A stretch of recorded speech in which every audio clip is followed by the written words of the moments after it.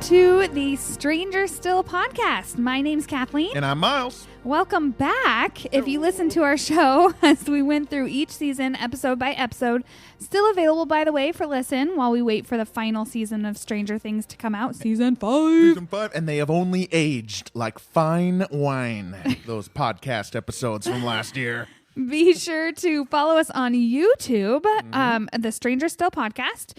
Also, Facebook, Twitter, at Stranger Still 22. Subscribe, rate, review us on Apple, Spotify, Anchor, wherever you listen to your podcasts. I love it. It's Valentine's Day. I love you. I love you. We're married. If people don't know that. I feel like yes, they know. by the way, we are married. And we do love each other. And we do love each other. There's a single red rose sitting upon the table right now as we speak. Happy Valentine's Day, babe. So we're going to talk some of the romantic aspects of Stranger Things. Now, fans of the show will probably recall some statements I've made, which is this is not a romantic comedy. You know, many of the characters are too young for a lifelong romance, in my opinion. You know, this is a sci-fi story about the upside down, in my opinion. Gotta have some love in there for people like me, babe. Yeah, and I know, I get it. But so today we are diving into those romantic plot lines. Love hurts, love scars, love wounds, and Mars. And Mars? Yeah, That's like what it Mars, says? like Mars you. Yeah. Oh, and okay. Yeah, I Mars don't your soul. think I ever realized those were the words. We're going to talk love in Stranger Things today. All right. And I just have to say, it feels good to be talking about Stranger Things again. And I've been really missing Stranger Things. We have so long to wait for season 5. We've just been trying to come up with reasons to get back in here and do some podcasts for you guys. Well, what better thing to start with than Stranger Things news? Let's get into the news. So for starts, Gaten Matarazzo, Caleb McLaughlin, Noah Schnapp, Finn Wolfhard, and Sadie Sink will be paid over $7 million each for the final season of Stranger Things after contract renegotiation. Wow, that was a tough word, apparently. And I just have to say, they absolutely deserve it. And Millie Bobby Brown not in there. She's got a separate lucrative contract deal with Netflix. Man. I mean, she is a mega star now. Yeah. Like, she's in lots of stuff now. I don't know what they could possibly pay her to give her Prime to Netflix. I'm assuming she's allowed to do other products as well. But they're paying her a lot. Yeah. I kind of like this, that it's implied by contract renegotiation that this wasn't necessarily the original deal, right? This seems like they renegotiated as a group. Right. In a way, minus Millie. I like that. It's kind of like Friends. Friends did that. With the cast. Oh, they said you got to pay us all, even though clearly, I mean, Jennifer Aniston should have been paid more. You know, we cared more about Rachel than Ross, right? I don't know. This is like current day Friends. It really is. And Stranger it's Things. six of them. So Yeah. it's glad. I'm happy for them. They gave their childhoods to this show. Basically, So yeah, absolutely. their careers have started. They'll be well compensated. I'm Their excited. first kisses, some of them were on screen. And whatever it is, it's gonna be worth it. It's going to be worth it. Next on the agenda, Stranger Things actor Noah Schnapp comes out as gay on TikTok. And he says, when I finally told my friends and family I was gay after being scared in the closet for 18 years, all they had to say was, we know. And I just love that. And I'm so happy that he felt comfortable to come out publicly. That's awesome. I'm so glad that he's being true to himself. That's super great. Yeah. I mean, I guess I didn't know if he was out or not. I like that in a way his real life kind of follows his character in Stranger Things. And that's like who he is in real life, is that he is gay. And just in this age, he can actually say something. It's so much more accepting than it is, back in the 80s. Yes, that is a huge contrast. Yeah. I think he posted on the caption was, I guess I'm more similar to Will than I thought. So pretty cool. Yeah, I like that. Next, Will Ferrell commercial in the Upside Down with Erica. Love it. He's like, you're ruining the show. Will Ferrell. Dustin was recast with Will Ferrell. Yeah. I wasn't a huge fan of the recasting. I think Gaten did better than Will Ferrell. To be honest, the ages of the characters don't bug me that much, but Will Ferrell was too old to play Dustin Henderson. That is definitive. You know, I have to say, I wish they would have made the Stranger Things part longer. I mean, they made the reference to, it must be Walking Dead with the zombies. Oh, yeah. I wanted more Stranger Things, but maybe that's just because we love it so much. Yeah, honestly, I wanted more too. Yeah. Erica only has like a couple lines in there. I know, not enough. All right, so next piece of news is our schedule. Oh, the Stranger Still podcast schedule coming at ya. So we will be, I love the little schedule coming at ya. We will begin recording in March. Not sure when yet, but it's going to be our 2023 rewatch, which will be episode by episode. Not be episode by episode. Instead, it'll be 11 episodes from each main character, following their journey from season 1 pilot through season 4 finale, or in Max's case, you know, of course, we start in season 2. Yeah, she'll be in there. Yeah, she will. I'm excited to talk about just from the perspective of locking on to one character and following them through the season. So I like that too. It's not, I mean, we've always thought of them collectively. So this will just be another fun way to look at Stranger Things. Yeah, I'm excited about that. Yeah. And then we'll also have some guests on, some guests from other Stranger Things podcasts. We'll be doing some award shows. I kind of had this whole, I guess this may be news to you, Kathleen, but what I had in mind was the deep cut awards. So like, this is the stuff that you are really good at. And you're really good at delving into Stranger Things. So like awards for the best line, best images, best music cues, but I'm going to like I'm going to disqualify like the 10 best lines of the season. And just, that'll be part of the premise. Like the 10 best lines are off the table. Like the underdog best. We have to pick from the others. So we're going to have some guests on to do that. And those contract negotiations are in place for those guests. But are we ready to get into the meat of today's episode? Oh, heck yeah. So let's get into our Valentine's Day couples. We are a rewatch podcast. So what else would we do other than rewatch a couple of scenes? A couple of scenes that I thought kind of represented the different love stories in this show. We're just going to kind of go couple by couple and talk about them. And I think we want to start with Lucas and Max. Yeah. No, I don't think it. I know it. We're going to start with Lucas and Max. I hate when I do that. I always go. And I think that we want to, so Seattle, so passive-aggressive Seattle. I think that we're going to want to do that. Let's talk Lucas and Max. Yeah, they kind of, it starts off not Lucas and Max because Dustin and Lucas are fighting over them. Yeah. But we know they, ultimately she ends up with Lucas, of course. And the place where that sort of becomes solidified is season 2, or the 6th episode of season 2, specifically that junkyard scene. They've set the trap for the demo dogs. They're in the bus. Lucas is on top of the bus keeping watch for the demo dogs, and Max comes up to visit him. Yep. And she opens up something she hasn't done yet before. She's always come off as like super tough, super closed off. But she gets honest. He asks her, about Callie. She opens up about her life and why they came here to get a fresh start, but everything is basically worse for her. She opens up about Billy being angry all the time and how she doesn't want to be like him. So and she's like tearing up during this. Yeah. And I love Lucas's response too, which is, you're not like him. Yeah. And it's instant. He's so sure. But to his point, Billy would never do that. Billy would never apologize in that way. Max is recognizing it within herself. She just gave the tough guy act to Steve just before she came up the ladder. She said, "Are you sure it wasn't a bear?" Yeah. So, but he knows. Yeah. He sees it in her. Lucas tells her she is cool, smart, and totally tubular. I love that. I know, me too.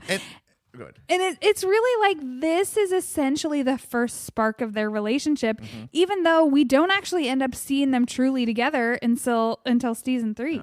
I think the kind of the question I had is what exactly do they connect with here? Why does Max open up to Lucas? How do they connect? Honestly, I think it's kind of because of how Lucas is. In the first season, Lucas was probably my least favorite because honestly, I think probably he doesn't open up very well. Yeah. And he kind of opens up to her. He's willing to listen to her talk about something that's really deep. Mm-hmm. And he accepts that and makes sure that like she knows that she's cool. Whereas like before, he didn't want any outsiders. He didn't want 11 at first. Right. He just wanted his friends and to be a kid and have fun. And so this is just like also like the first stage of him really transforming into what we end up seeing in season 4. I knew you'd have a good answer because I didn't. But I was struck too by kind of to your point about him opening up. His totally tubular, he's going to say that now, had the same type of tone rewatching it as the season 4 exchange that they have about Kate Bush. When he's like, I'm a Kate Bush fan. And she's like, you are? And he's like, I am now. Yeah. He's just willing to take something that she's into, because she's very opinionated and strong. And he's willing to not be stuck in his ways, not dismiss it. And they just fit. They're very compatible in that way. Yeah. I've said this season ends with Max as Han Solo in Carbonite. And Lucas is Princess Leia, that is the end of Empire Strikes Back. This is really the position they're in. Yeah. But their relationship is not like theirs. They are very adversarial and they're just butting heads. Yeah. Lucas is really, there's something that Max can see that allows her to open up. And I love that. Yeah. I know. And I love seeing them in season 3. I mean, they're bickering back and forth. It's like the classic, like young couple relationship too. I have crawled. She's broken up with me 5 times, and every time I have crawled back into it. Oh, I love that. But ultimately, the end of season 3 drives a wedge. Max dives into grief. Yeah, you don't see that until we hit season 4, though. Yeah, and we'll talk a lot more about this in the the deep dive that we do. We'll talk a lot more about Max's complex grief and what drives that here. But she completely splits away from Lucas. It's really not until she's Vecna'd that first time in Dear Billy running up that hill that she even takes a step back towards him. Yeah. But the important thing is that he never gives up on her. Yeah. And I think that's what's key. And that's what brings us to, the end of season 4. Max finally opens up. She sets a date when they're, she's writing it down to go to the movies, which I love. It's so cute. And it brings us to how it turns out for her when she ends up snapped and broken. Oh my gosh. One of my favorite scenes, honestly, in all of Stranger Things. It's so emotional. And Lucas in that moment, I think like he became one of my favorite characters in that moment. Are you talking about the moment where they asked for the date, or are you talking about the moment when she's snapping? When he's holding her as she's quote unquote dying. Yeah. Yes. Okay. And he's screaming for help. I mean, I see them getting happily ever after. They better get a happily ever after. I will be so sad. They can't kill Max. I want to see them together. I do too. I think Lucas is going to drive the charge towards rescuing Max. Yeah. And just like Princess Leia did for Han Solo and Carbonite, there's going to be some complex plan to rescue Max from Jabba the Hutt. I definitely don't want to see this story end in heartache. He just blew by all these Star Wars references. Star Wars, yeah. Happily ever after, I'm rooting for it. Yeah, me too, 100%. Let's pivot through some other couples here. Yeah, touch on Dustin and Suzie, maybe. Dustin and Suzie, yeah. This was an interesting one because we've really, Susie's got a total of 7 minutes of screen time so far. Not much. Dustin's one of our main characters. My question on this relationship is, they fell in love at summer camp, right? I know, it's so cute and sweet. July 1985.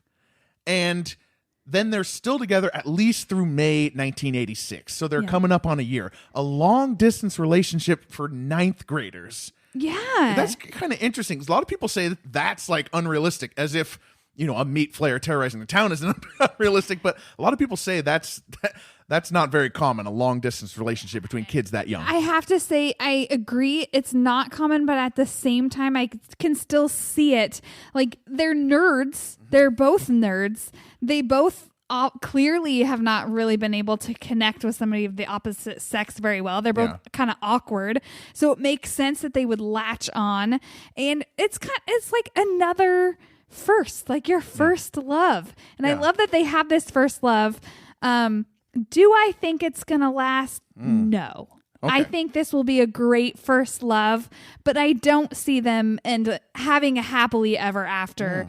I think this is kind of what helps them develop as people so that when they're adults, the relationships will be more mature because they experience this. I agree with you, but I'm going to play devil's avocado for a moment.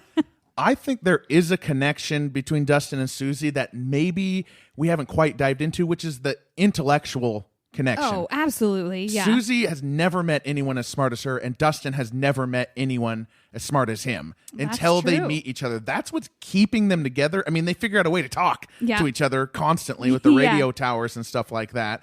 So I don't know. I could see that bringing them, but I also agree with you. I think that this is probably a step towards their, because Dustin's been hiding all of this from her. So he's clearly holding something back. But I like what you said. Like, that kind of makes this relationship make sense in this context. Yeah, in this 10-month relationship context. Yeah. Okay, let's pivot. We got to get to Mike and 11. But first, let's talk Mike and Will, because I think that is a romantic plot point that, at least from Will's side, it's an unrequited thing. Let me ask you, Kathleen, what does the word byler mean to you? Byler? Yeah. I have no idea. Okay. Just wanted to throw that out for anyone listening. Kathleen is not biased by the Twitter or Reddit or anything like that. That's Byers and Wheeler. There's a lot of people who are like truthers that this relationship should happen. And my question is, can it happen? Can Mike and Will end up together at the end of season 5, Stranger Things? Can it and should it? I say no for both. And I think it's just they've built Mike's character around 11 and his love for her so much that to me it really wouldn't make sense for them to end up together. And also the fact that Mike and Will have always been best friends, and it's never been more on Mike's account. I just don't think that he sees Will that way. And I still maintain, even though Noah Schnapps has even said, like, Will is absolutely in love with Mike, I feel like maybe he is, but it's not one of those all-ending, heart-wrenching love aches. I think the biggest obstacle for Will is that not only does he love Mike, Mike is his best friend, absolutely, but he's terrified to be honest with him. He's terrified that he's going to lose Mike if he tells him exactly how he feels. And I feel like that's where most of the conflict comes from. Yeah. What I would love to see happen is Will open up to Mike and see Mike's acceptance of who Will is. And I think that's so important, especially because of the type of person Mike has been portrayed as. If he's not accepting of Will, it wouldn't make sense for him as a character. I agree. Yeah. So I still see them as best friends, and hopefully Will opening up to him. Yeah. And I agree with you. We've talked about this a little bit, and we'll get to talk about it more in our deep dives on both Will and Mike. I do feel for the people the Bylers, who very much want this to be the end game, because they're wanting to see, gay relationships on screen. They're wanting to be represented, especially ones that aren't defined specifically by being gay. Yeah. There's a lot of tragic, they died because they're gay, that is a real trope. And maybe you have some desire to kind of retroactively make the Mike and Will thing, the gay relationship or gay romance, start in 2016, so you have a desire, but I'm for the timelessness of the story, and Mike and Will ending up together would irreparably harm the show, the rewatch of the show. And not because it's a gay relationship. Not because it's a gay relationship, but because of what the show has already shown us. Yeah. How are we going to rewatch the weight of the snowball with Mike and Eleven's reunion? The weight of their fights, their I love you, speech that Mike gives at the end of season 4. Yeah. Those are not little moments. Those are perfect finales. They're big climaxes in perfect finales. Contradicting that after the fact would hurt those episodes. Yeah, I agree. I agree. So let's get to Mike and 11 now. Yes, which brings us to Mike and 11. And so we went back to watch a scene. I was trying to what scene to watch about Mike and 11, and I went with why not the first? Yeah. Why not the first? The second episode of season 1, the opening scene when 11 is sitting on the couch and Mike, Dustin, and Lucas are talking to her for the first time. And my question is, was it love at first sight? I definitely don't think it was love at first sight because how can you really say love at first sight for 12-year-olds? I do think it's the beginnings of a first crush. And for 11, it's the first close relationship that's ever begun for her. I don't even think that she knows what she's feeling in this moment other than someone is finally taking care of her. She finally feels safe, and it's safe with Mike. And I think that's the first foundation of how their relationship grows, really. I will admit I wrote this question before I watched the scene. And after I watched the scene, I went, it is not love at first sight. And you, of course, you're the feeler person in this relationship. You absolutely had it. It's really, like you said, it's the first baby step of trust. Yeah. That's really what this is. Yeah. I don't think they even really realize their romantic feelings until they kind of go through the first season. They don't really know exactly what's happening.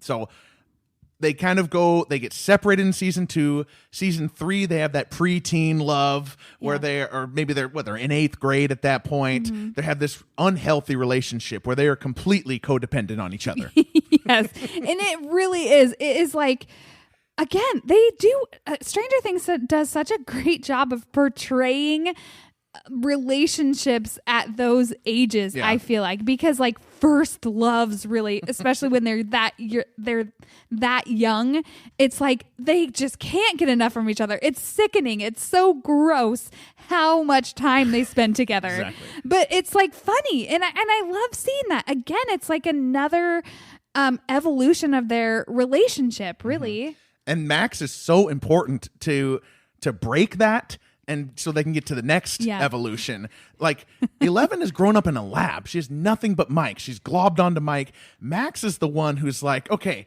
there's more than Hopper and Mike out there. And Mike lies to her. Yeah, but for Mike, that's good too. He can't just keep her as Max says, what is she, your pet? Yeah, exactly. Because it almost is in that way. He's always been her protector, always hiding her like his, like his pet. I think he knows Max is right there, and that plants the seeds of fear in him that 11 is going to grow, and she's going to, as he says, literally in the show, she's going to realize that she's Superman, and I'm not even Lois Lane because I'm not an ace reporter. I'm nothing. And that plants that seeds, and they have some friction as we go on. Yeah, and like what a great way, the way that you just said that, to segue into season 4 when Mike can't open up to 11 is afraid to open up to him because even though he feels like she's Superman, she is afraid that she's going to lose him because she's not cool and she's not doing well in California. And I mean, she has a huge barrier to getting into society. Oh, huge. Joyce, you just popped her in public school? I Like, know. come on. We've talked about that a lot. But it was the 80s. I mean, they maybe probably didn't have as many resources as they have now. I just think 11, struggles, Mike struggles. They don't have that language to talk to each other about their struggles. Again, the evolutions, the realism of relationships at that age, and of all ages, actually, when I say that, it's hard to talk about, the hard stuff, the confrontational stuff. Yeah, and that really comes with time. So he obviously confesses his love to her, his true love to her, which because allows of her Will, too. Because of Will, who helps push that forward. That's a great point. Will's the one that tells Mike. Yeah. And Will's, we talk about Will and Mike. we talk about Mike and 11, but 11 and Will, this is a triangle of true love between all three of them. I really do think because that. I think for Will, 11 is a sister to him. Absolutely. And he absolutely loves her, and he wants to see her happy. And of course he wants to see Mike happy. He loves Mike. Yeah. So getting back to the romance of Mike and 11, can they get a happily ever after? Are they going to be? Man, are they going to be ending this season 5 with a happy note? I want it. I really want it so bad. I want that classic young love story, like young childhood sweethearts that end up married and spending their whole lives together and getting old together. Whether Stranger Things will do that or not, oh my gosh, what's going to happen? Somebody is going to die. We know it. And I'm just afraid to see who it is. But I want that. I want them to grow old together. I am absolutely terrified that 11 will die. Oh We've heard on shows before and Duffer Brother interviews that when they had only mapped out one season, 11 was going to die. She was going to sacrifice this girl from the lab who has goodness in her, saves the people. She has no reason to understand what goodness is, and she still understands it and sacrifices herself for these people. Have they just extended it out into the sacrifice happening in the end of season 5?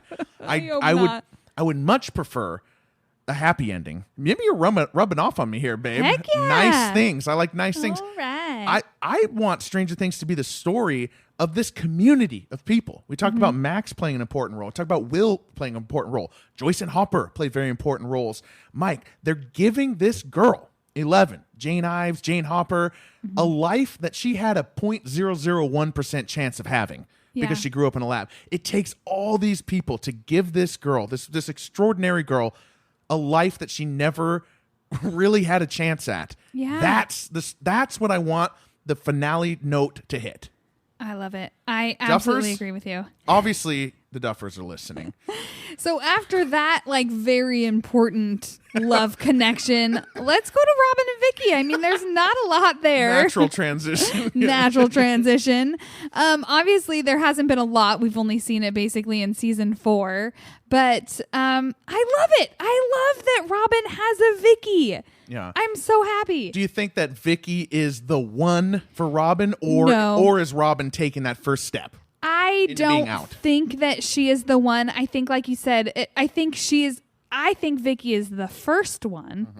But I don't think that she'll be the one. But I think she's an important step in Robin's, like, growing up and, like, being in a relationship. Like, it's really important to have that first love, that first connection, especially for her in the 80s when being gay is not accepted like it is now. Yeah. I agree with you. First step, I mean, you can kind of tell which way I lean by the questions I ask. But I think that Vickie and Robin are too similar to each other. And I said this on the rewatch here. I just feel like good couples complement each other. And by having Vickie sort of like basically telling Robin exactly what Robin told Steve about how I talk too much and too fast before I think, I don't think that these two, are going to meet together because they're both kind of ditzy, or not ditzy, klutzy, or whatever they call Robin in the late season 4. But I don't think Vickie's the one, but we'll see. We'll see what happens in season 5. Will Anne of Green Gables, will she be a main cast member in season 5? That'll be an interesting piece of news to await. I do really like that actress. I mean, she was amazing in Anne of Green Gables. Yes. So definitely want to see more of her. Yeah. And you know what? They don't have to have the show Robin and Vickie lasting forever. I mean, it's going to end in season 5. We're not going to see them grow old together, but so it doesn't have to end in the show. Unless we time jump to 2006. That's what Stranger Things 5, that's the real twist. We time jump to 2006. I don't think their relationship is obviously not important like some of the other ones are. No. Let's pivot into the Nancy triangle here. Nancy, Jonathan, Steve, and then we'll close the show out with Joyce and Hopper. Okay, let's first, before we even do this, what team are you? Team Jonathan or Team Steve? Well, is there a Team Nancy? Because on Team Nancy, on the New Year's episode, I expressed that if I had my way, the show would end with Nancy single. And you know what? I'm only remembering that because you're saying it now, but You don't listen to the show? I think that is awesome, and that would be a great way to end the season with Nancy on her own. But I also think that if she has to end up with somebody, I want to see her with Steve, just because I love Steve. I'm also Steve out of the two. So let's start with Nancy and Jonathan. Yes, their relationship starts off a bit rocky with Jonathan taking creepy pictures of her from a distance. Should this have been a deal breaker? Like from the beginning, Nancy, don't date a guy who has taken pictures of you in a bra from outside. With no other context, absolutely yes, it should be a deal breaker. But because of the trauma of Jonathan losing Will and Nancy losing Barb, I think Nancy is able to see that Jonathan's not actually a creep. Yeah. He did that super creepy thing, which was so wrong, but he's awkward and like truly down to his core. He's not actually a creep. And she sees that while they experience their shared trauma. Yeah. So in a regular high school, that would be a deal breaker, but with the experience with the Demogorgon and a mind flayer, maybe. And Murray identifies the shared trauma thing that you're talking about. And the show basically is saying, you guys don't deserve together, but you've got the real shit. Shared trauma. Yeah. So season 2, they take down the lab together. It's a victory for them. Season 3, they do the investigative reporting thing. There is some friction between them. Nancy can't work in a misogynistic workplace. Jonathan can't afford to quit jobs based on principle.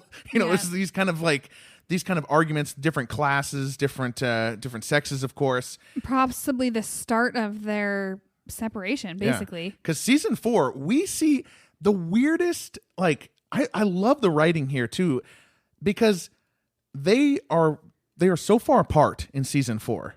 Yeah. Both physically, California and Indiana, but also they have no honesty with each other. They have no confrontational language, like I said, in their relationship. But the way that they're complaining about each other, Nancy to Fred and Jonathan Argyle, is by praising each other to the high heavens. They just have this highfalutin language. They're never honest with each other. They're always praising each other. I think that's actually bad.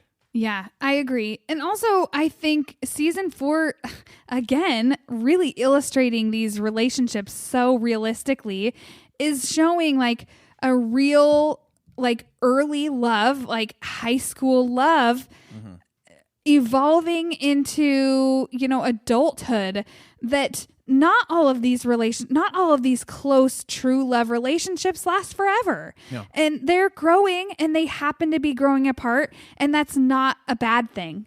It's okay for them to go their own way and to have their own goals and to do their own thing. I mean, people grow apart all the time.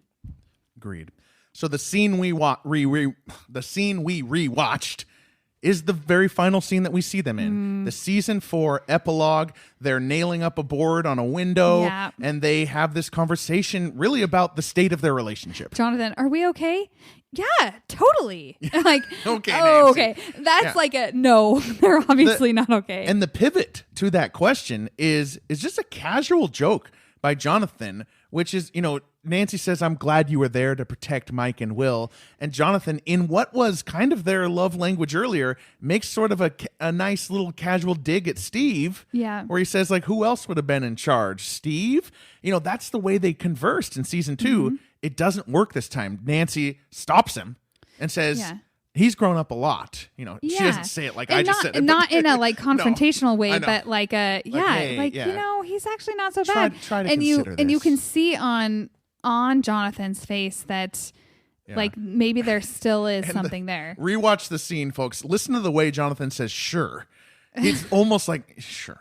There is some jealousy there. There's absolutely jealousy, of course. I mean, he loves Nancy and Nancy loves him, but really they're keeping secrets from each other and they're growing apart. Well, Jonathan's keeping secrets from Nancy. Yeah, and the whole college application thing is the biggest secret. Yeah, we'll see what happens with that. But I think you're basically saying. And I think the audience is meant to believe this relationship is on the rocks. Exactly. Yeah. So let's jump over to Nancy and Steve. Now, rewatching, just trying to find scenes that represent we had to kind of stick with season 4 to keep this conversation flowing here. Really? Yeah. Let's speed forward to the beginning of that same episode, the finale for season 4, when Steve and Nancy are walking through the woods and they have this conversation about Steve crawling backwards. Mm-hmm. Like, I thought it was very interesting to rewatch this scene. Number one, because I did not remember, this scene is basically a monologue from Steve. Yeah. Like, it's not really a conversation, like I just said. No, yep. He is like kind of explaining to her basically how he has felt this whole time. And you see that he's always been in love with Nancy from when they first started dating in season 1 through season 4. Like, she's always been the one. Really? But he sees that he wasn't mature in season 1. And because of her, he's grown into a much better person, and she made that possible. Oh, I don't agree that he's been in love with her this whole time. I think he has. Well, maybe I think he's had feelings for her this whole time. Okay, can we compromise and say that he didn't realize he was in love? Because I feel like one of the important things they do in the early season 4 is talk about how Steve is seeing all these girls and there's nothing. There's nothing there. And I think that experience, that like interval between season 3 and season 4 with him and Robin working at the movie theater. By the way, throw out the offshoot series of just Steve and Robin working at the movie rental place. I would watch 10 seasons of it. I love their like friendship. It just makes me so happy. But I think that he kind of his life is going nowhere, and he's coming into context of what Nancy was backwards, crawling backwards to it, right? Yep. I love his analogy about, like crawling backwards, give him a thump. That makes sense to how he is now, but that she was his thump 2 years ago that allowed him to evolve. Now, Robin, I forgot that Robin is in this scene. She's the start and end of this scene. Yeah. So Robin, actually the first thing that happens is they're talking about Robin being a klutz. Mm-hmm. And that's how they get on the whole baby thing and Steve knocking his head. Yeah. But then they also end it with, after Steve's monologue, Nancy is about to say something. We don't know because Robin interrupts them. Yeah. What do you think Nancy was about to say to Steve there? I think they could have kissed right there. Really? Yeah. Yeah. There was an eyebrow furl. I paused it right there. There's an eyebrow furl. I don't know that she was, first of all, he brings up the RV, the 6 little nuggets. Oh, maybe she says, dream that he had. She's like, wait, I have to have 6 it was babies? always you. So I have to have 6 babies? Yeah. Oh, yeah. Comes to that realization. I think she's going to say, like, what? You have not been in love with me this whole time. I feel like it's possible. I don't know. Maybe. Okay. We do not see eye to eye on the longevity of the Nancy Steve love. Maybe it's just because I want them to be together. Maybe. But although I do love your hope that she ends up on her own. I mean, she's so strong to show that she doesn't need any man. I mean, they're seniors in high school. I know. She has a whole life ahead of her. Yeah. And she's a freaking badass rock star. So let's talk about the only adult relationship that's really in this show, besides Murray and his, cooler of beer. Joyce and Hopper. And I love that their relationship has always been consistently the same from season 1 through season 4. And that makes a lot of sense. Yeah. Because they are adults who have this huge shared history, whereas the kids are on wild pendulum swings of life experiences. Yes. They're adults with 20 years of history. And the only thing that's really growing is the love, like the romantic love that they have for each other. They obviously had something before Stranger Things started because it's hinted at in season 1. Yeah. And then I think through all of the trauma of her, do we see that at the end of season 1 where you kind of sensed feelings from him? Or is that season 2? No, definitely in season 1. I mean, he has got some loyalty and some feelings for her. By the end, yes. But then in season 2, she's with Bob. And you can't hate her being with Bob because he's the best guy. Bob is one of the, obviously, we are a Bob newbie podcast. Our season 2 rewatch, we just literally cried on air about Bob Newby for a while. I love Bob too for the writing. He's such an atypical obstacle to, Joyce and Hopper are main characters. he is the obstacle to this main character romance, yet we love him. Yes. And he would have been great for Joyce, really. Yeah. He's safe and secure. Would Joyce have married Bob? Yeah, I think so. I agree. I posed this question again with my answer. It's obvious. Yes. And a lazier show would drive a wedge and make us hate Bob, but we actually grieve with Joyce. Absolutely. For a lot of season 3 about Bob, about his death, about her genuine love for him and his goodness, his pureness of heart. It takes all the way until the final episode of season 3. They're in the Russian base and they're waiting and they set a date. After arguing this whole of season 3, why does Joyce have this change of heart and accept this date with Hopper at the end of season 3? Why does she do that? Yeah. Well, honestly, I think that she's seen, I mean, in season 3, it starts off she's getting over Bob and Hopper wants to date her. She stands him up at some point. I think she knows that there's the potential for romance there, but she loved Bob and she has always seen Hopper as a friend. I mean, he's always there. And so on the one hand, like, it made her nervous to be more than that. But on the other hand, by the end of season 3, it also made her realize, you know what? One of the first foundations of love is friendship. Yeah. And they have this wonderful dynamic together, always arguing, but always making a good team. She even says that. We make a good team, don't we? I love when he literally says, "Why aren't you arguing with me?" And then she does the excellent impression of Hopper. It's hard for you, Hopper talking to her. It's hard to take you seriously when everything sounds like the goddamn world's about to end. Classic Winona line reading there. Yeah. Your answer is better than mine. I was thinking like Joyce sort of like realizes life is short because of the danger that they are in. But I think you're more right that it's the Bob grief that was holding her back. Yeah. Yeah. So they get the date. They do not go on that date because she kills him by turning the key. I have to say that I literally sobbed. I sobbed that episode hard and it made me so sad. And I didn't have the initial, some people had the initial first thought that Hopper was coming back, but I didn't have that. I knew how Stranger Things could be. They aren't afraid to kill people off. It was absolutely possible that they wouldn't bring Hopper back, and I was going to be pissed if they didn't, but I was also terrified that they weren't, and I thought it could have been the end, and it made me heartbroken. I knew he was coming back. But the American thing was just too much. Yeah. But I think the fact that they're split up for almost all of season 4, the Russian plot line drags and drags and drags, as we've talked about. Yes. But just wanted them together. It's important, I think, that they went through this. Death is not the only stake, right? Yep. The experience that Joyce had losing Hopper and the experience that Hopper had in that prison, they will stick with them forever. Those are stakes. Absolutely. Yeah. And drives the bond between them to be so much stronger because of that. Yeah.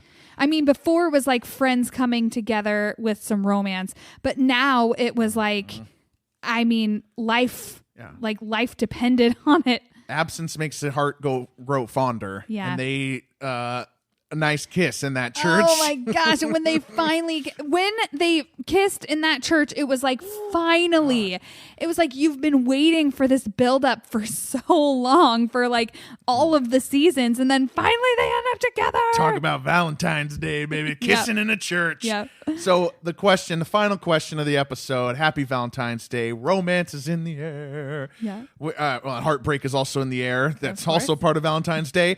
Yeah. The final question is, Joyce and Hopper, is there any more drama to come?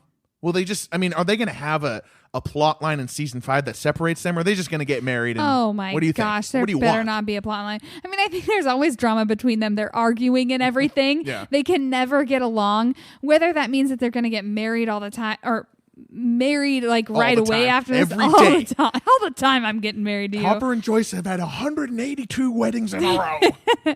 But I think that they're ultimately together. Whether they'll get married in season 5 or not, they are bonded. They are together. They're in love. Yeah. they're going to spend the rest of their lives together. They're going to spend the rest of their lives arguing with each other. I love it. Just like us.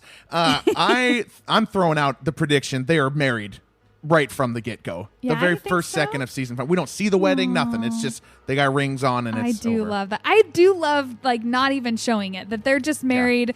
They weren't going to take any risks. Yeah. Well, we don't need to see a wedding kiss. We had that kiss in the church. Yeah. Like, I mean, we're good. Yep. Unless we want to go a little further and like go to the honeymoon or something. I don't know. Oh my gosh. Oh. Well, I have to say it has been so fun talking Stranger Things with you today, and I was so glad to like have a reason to get back into Stranger Things. And stay tuned, folks.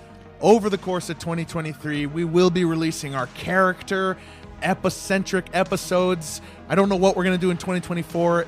Like you said, Kathleen, it's a long wait, but it's the last wait. Yes, the last wait. So we might as well enjoy it. Stranger Things. My name's Miles. I'm Kathleen. And good night.